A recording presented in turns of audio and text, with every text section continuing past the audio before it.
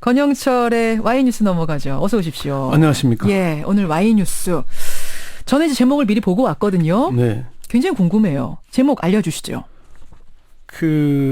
내년 남북 충돌설이 계속 거론이 되고 있습니다. 예, 예. 뭐 선제 공격설도 나오고 선제 타격 얘기도 나오고. 그게 막 또 SNS 이런데 뭐 그럴듯하게 길게 막 돌아다녀요. 예, 그래서 이제 그런 얘기들이 왜 떠돌고 있는지 그 속사정을 좀 알아보고자 합니다. 속사정. 그 얘기 중에는 이런 얘기도 있더라고요. 정부가 이제는 선제 공격만이 답이다라는 결론을 내렸다. 그리고 이걸 미국 측에 전달했다. 이런 얘기도 돌고 있죠.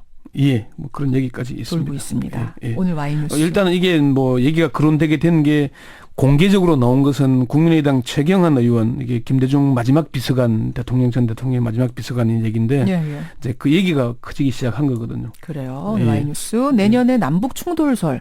남북이 부딪힐 거다. 전쟁 날 거란 얘기가 왜 자꾸 거론이 되나. 이 주제. 국민의당 최경환 의원의 발언을 다시 좀 짚고 갈까요? 최경환 의원이 이제 한 예비역 장성, 외교 안보 분야에 뭐 큰 역할을 했던 예비역 장성의 메시지를 공개했는데. 경제부총리 그 최경환 의원 아닙니다, 여러분. 예. 국민의당입니다. 예. 예. 김대중 전 대통령 마지막 비서관입니다. 이 장성이 메시지에서 10월 1일 국군의 날 기념사를 통해서 박 대통령이 대북 선전포고를 한 것으로 간주한다. 대통령의 다음 수순은 북한이 한미연합군에 의한 보복 공격의 빌미를 제공할 수 있는 도발을 해오도록 계속 자극할 것이다. 이런 얘기를 하면서 예. 박 대통령은 계획대로 하면 내년 상반기까지는 반드시 남북 간의 전쟁에 준하는 큰 군사적 충돌이 있을 것이다. 이런 전망이라고 공개를 했거든요. 예비역 장성이 최경환 의원한테 보낸 메시지예요. 예, 그 내용이 그런 겁니다. 그래서 최 의원은 참으로 우려스러운 상황이다. 대통령이 문제다. 예. 외교 상황 앞에 이렇게 긴장을 고조시키고 자극을 반복하고 있는 것은 의도가 있는 것 같다. 이렇게까지 얘기를 했습니다. 그 문자를 보냈다는 예비역 장성이 누군지는 확인이 된 겁니까? 최경환 의원이 누군지 공개하지 않고 있습니다. 최 의원은 누군지 말씀드리기 어렵다면서 예, 예. 국군 장성 출신이고 외교 안보 분야에서 아주 큰 경륜들을 가진 분이다. 이렇게만 얘기를 했고요. 새누리당 김혜나 대변인이 차마 입에 담기조차 위험천만한 언사라면서 그 외 예비역 장성이 누구인지 그 근거는 무엇인지 밝혀야 한다고 요구했지만은 그렇죠. 아직까지 아무런 답변이 없습니다. 근데 누군지 공개하지 않으면 이게 어마어마한 발언 아니에요. 예, 네. 북한이 조금만 도발하면 차라리 전쟁이라도 해서 분단 종식시키겠다는 판단을 지금 우리 정부가 하고 있다. 이건 어마어마한 발언인데 누군지 그 예비역 장성을 공개하지 않으면 이게 근거가 없는 얘기 아닙니까? 그래서 최경환 의원에게 그 발언의 신빙성을 어떻게 확신하고 공개했느냐 이렇게 물었더니 예. 고민을 많이 했다. 예. 정치하는 사람이 전쟁이니 충돌이니 그런 얘기하는 걸 조심해야 한다고 본다. 물론이죠. 듣는 사람들이 얼마나 불안하겠느냐 그럼요. 이렇게 전제를 했습니다. 예. 최 의원은 제가 지역에서 많은 분들 만나면은 이러다 어떻게 되는 거냐, 전쟁 나는 거냐, 대통령은 왜 저러냐 그런 얘기들을 많이 한다. 그런데 평소 잘 아는 예비역 장성이 그것도 외교 안보 분야의 식견과 경험이 많은 분이 예. 그런 염려를 하면서 그런 메시지를 보내와서 공개를 하게 됐다. 정치인으로서 전쟁 얘기를 하는 자체가 부담스러웠지만 국민의 여론도 그렇고 대통령이 너무 많이 나가서 대통령이 너무 발언이 나간다. 예, 경고 차원에서 용기를 내서 공개를 했다. 상황이 심각하기 때문에 누군가는 얘기를 해야 되겠다는 판단에 따른 것이다 이렇게 얘기를 했습니다. 그래요. 국민의당의 박지원 비대위원장도 네. 그 국군의 날에 박근혜 대통령 기념사 듣고서는 선전포고라는 말을 했었잖아요. 네, 그렇습니다. 정세현 전 통일부 장관은 그거는 북한 보고 사고 치라는 얘기나 맞다라는 해석도 했고 이것도 예. 다 같은 맥락인가요? 그렇습니다. 최경환 의원은 서로 상의한 것은 아니지만은 서로 보는 상황이 비슷하기 때문에 공통된 인식이 아닌가 싶다라고 말했고요.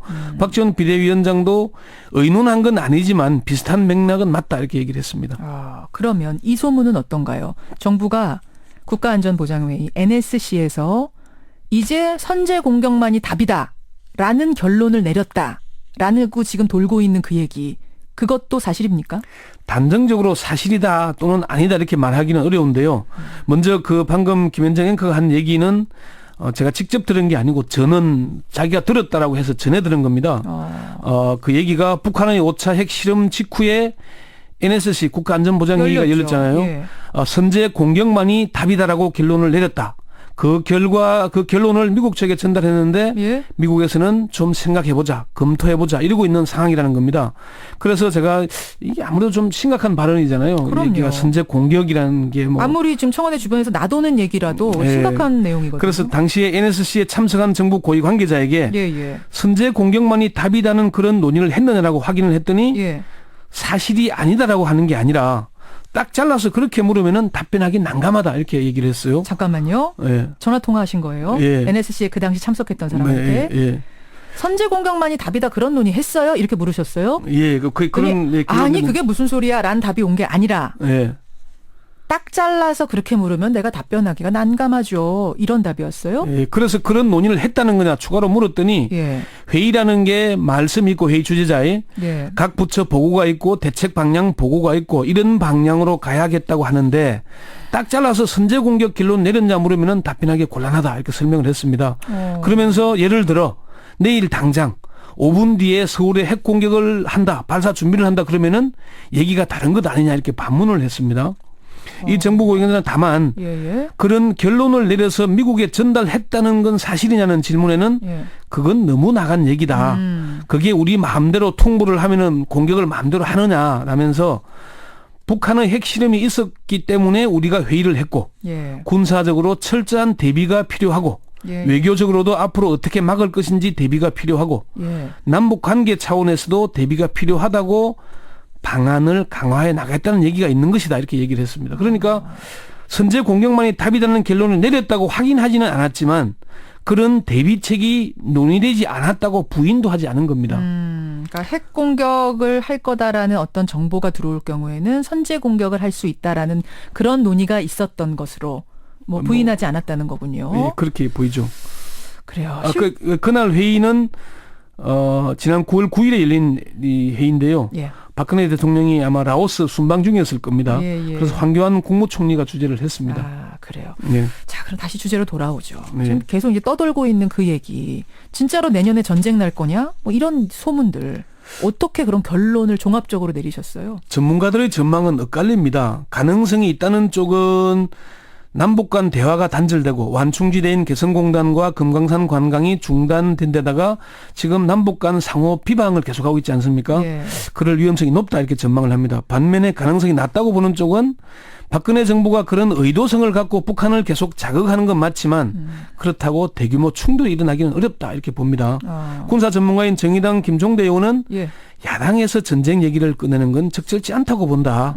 대통령의 발언이 극단적인 건 맞지만 그렇다고 전쟁을 암시하는 발언을 야권에서 하는 건 적절치 않다. 예. 김천식 전 통일부 차관은 북한을 자극해서 전쟁을 유발시키려 한다는 건 상상할 수 있고 얘기할 수 있지만은 현실적으로 일어나기는 어려운데 그걸 실체가 있는 계획으로 받아들여 공개하는 건 적절치 못한 것 같다.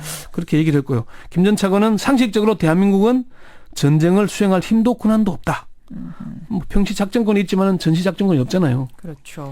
정세현 전 통일부 장관도 미국이 그걸 선제 공격하지는 않을 것이다. 다만 대통령이 그걸 검토해보라고 하면은 지금 현재의 정부가 안 된다고 얘기를 못하는 게 현실이니까 그걸 검토할 수 있지 않겠느냐 그렇게 얘기를 했고요. 예. 그러니까 지금 남북 충돌설 이야기 나오는 게 바로 전면전을 의미하는 건 아닌 거지요. 그러니까 예. 북지 도발부터 조그만한 충돌부터 뭐 크게 연결되는 것까지 다 포함해서 이야기가 계속 지금 흘러다니고 있는 건데 전문가들의 의견 오늘 권영철 기자가 좀 종합적으로 분석해 주셨어요. 딱 결론은 안 내려지네요. 전문가 얘기도. 결론 내리지는 않는데 자꾸 위기가 고조되고 있고 미국 쪽에서도 왜 선제 타격 얘기가 계속 언급은 되고 있거든요. 맞아요. 결론이 난 건 가정법에 대한 질문이긴 하지만 답변이긴 하지만 그래서 조금 우리가 이런 상황일수록 대통령이 좀 위기 관리를 해야 되지 않겠습니까? 그게 중요한 거네요. 예. 위기를 부추기는 게 아니라 관리해야 된다. 국민을 불안하게 해서는 안 되죠. 여기까지 오늘의 와이뉴스 수고하셨습니다. 네.